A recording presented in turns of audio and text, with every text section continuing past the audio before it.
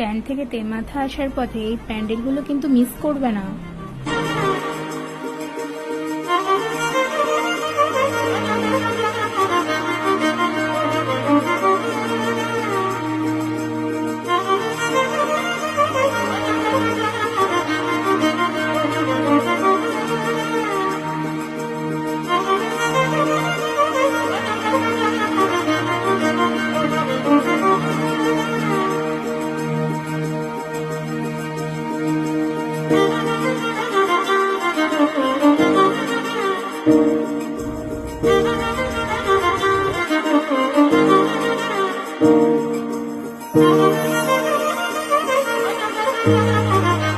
Thank you.